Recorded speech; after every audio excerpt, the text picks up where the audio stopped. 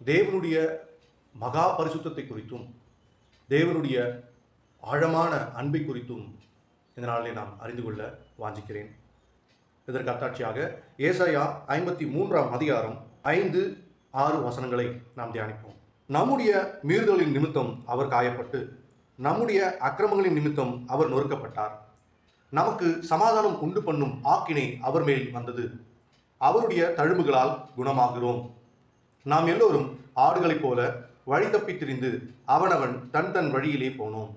கர்த்தரோ நம் எல்லோருடைய அக்கிரமத்தையும் அவர் மேல் விழப்பண்ணினார்.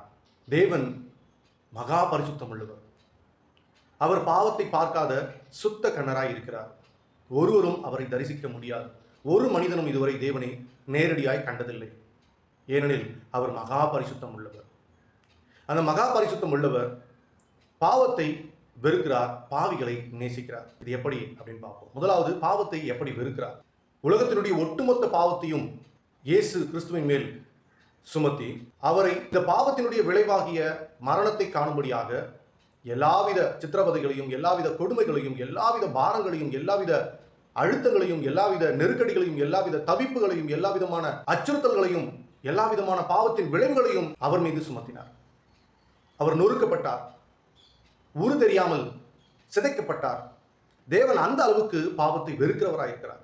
உண்மையாகவே நாம் அனுபவிக்க வேண்டிய அந்த சிலுவையின் பாடுகளை இயேசு கிறிஸ்து சுமந்தார். தேவன் தகப்பன் பாவத்தை இவ்விதமாய் வெறுக்கிறார் என்பதை சிலுவையை காணும் பொழுது பாவத்தினுடைய விளைவு என்ன என்பதை நம்மால் அறிந்து கொள்ள முடியும். அதே வேளையில் தேவன் அன்புள்ளவர். தேவன் பரிசுத்தம் உள்ளவர் மாத்திரமல்ல, தேவன் நீதியுள்ள நியாயாதிபதி மாத்திரமல்ல, அவர் அன்புள்ள தேவனாயிருக்கிறார். அவருடைய குணமே அன்புள்ளதாயிருக்கிறது. அதை எப்படி அறிந்து கொள்வோம் அப்படின்னா, அதே இயேசு கிறிஸ்துவை, பரலோகத்தின் மகிழ்ச்சியானவரை, பரலோகத்தின் சுதந்திரமானவரை, பரலோகத்தின் நிறைவானவரை, பாவம் அறியாத ஆட்டுக்குட்டியை பலியாக நமக்கென கொடுத்தார். நாம் அனுபவிக்க வேண்டிய எல்லா பாடுகளையும் அவர் மீது சுமத்தி அவர் அனுபவிக்க வேண்டிய எல்லா ஐஸ்வர்யத்தையும், எல்லா சமாதானத்தையும், எல்லா நிறைவையும், எல்லா விடுதலையும், எல்லா நிரம்பி விடுதலையும் நமக்கு கொடுத்தார். ஒரே பேரான குமாரனையே பலியாய் கொடுத்து அவரது அளவு கடந்த அகாப்பிய அன்பை வெளிப்படுத்தினார். தேவன் பரிசுத்தம் உள்ளவர், தேவன் நீதியுள்ள நியாயாதிபதி என்பதை நாம் அறிந்து கொள்ள சிலுவையை பார்க்க வேண்டும்.